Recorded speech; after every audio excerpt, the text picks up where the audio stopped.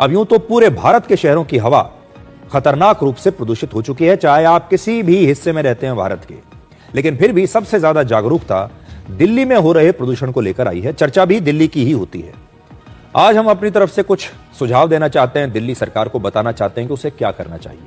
सबसे पहले डस्ट यानी धूल पर काम करना होगा। धूल भारत में हवा को प्रदूषित करने वाला सबसे बड़ा फैक्टर है। अगर आप एक सफेद कमीज पहनकर सुबह घर से बाहर निकल जाएं तो शाम होते होते यह कमीज गंदी हो जाती है, और इसका सबसे बड़ा कारण है हवा में धूल। यह धूल कंस्ट्रक्शन से होती है और बंजर जमीन से भी आती है। हमारे देश में सड़कों के किनारे बहुत बड़ी संख्या में धूल और मिट्टी पड़ी होती है, और यही हाल फुटपाथों का भी है।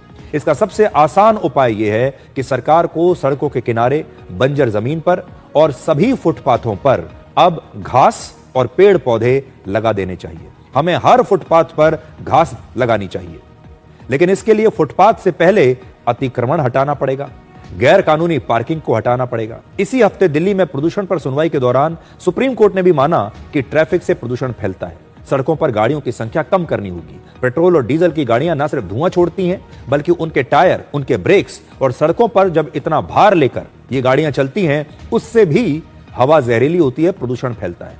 इस समय भारत में ऑटो रिक्शा, भारत की टैक्सियां और कमर्शियल व्हीकल्स की हालत सबसे बुरी है। इन गाड़ियों का ना तो ठीक से मेंटेनेंस होता है, ना ही इन गाड़ियों में जो टायर हैं वो ठीक हैं, ना ही इनके ब्रेक सही हैं, और ना ही इनके इंजन अच्छी स्थिति में है।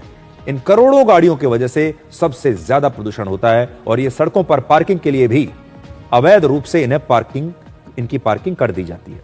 और इस सब का एक ही समाधान है कि हम अपना जो पब्लिक ट्रांसपोर्ट है, अपनी बस सर्विस जो है, अपनी मेट्रो सर्विस है, इसे इतना अच्छा बनाएं कि लोग अब गाड़ियों को बाहर निकालना बंद कर दें। और जो गाड़ियां सड़कों पर चलें भी, वो इलेक्ट्रिक कार होनी चाहिए। चीन ने बिल्कुल ऐसा ही किया। उसने अपने देश में प्रदूषण की आपदा को एक अवसर में बदल दिया, और वहां की सरकार ने इलेक्ट्रिक व्हीकल्स को बढ़ावा देना शुरू किया।